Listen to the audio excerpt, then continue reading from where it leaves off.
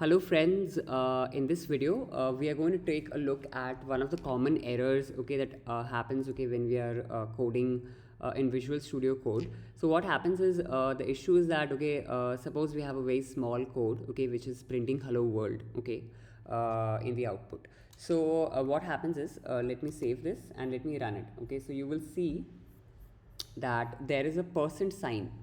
So hello world is getting printed, but at the end this percent sign is also getting printed.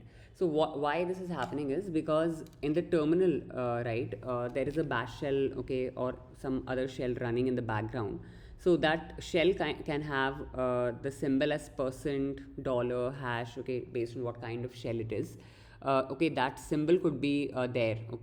So now how to get rid of this symbol when we are coding, because although we know hello world is correct, but the output is proper, but this percent is making it a little ambiguous, right?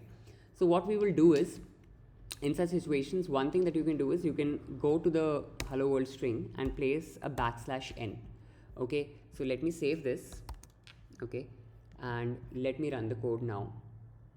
So you see now hello world is getting printed properly, right? And there is no percent. So this is one way, and but many times what will happen is that you might have like you have placed in the hello world string, but you might have some other code which might be, say, printing something at the after this line also. Say there's some variable a which is 10, and after this line we are printing the value of a also. So now if you're again going to do this, right, it's not going to work. Same problem is going to occur again. So let's do command S and let's run the program. So you see hello world is fine, but 10%. So in such situations, the best thing to do is remove this \n.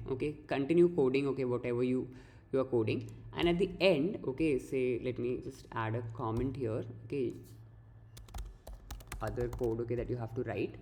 So so once you have finished your code, just before returning, what you can do is you can do a printf \n.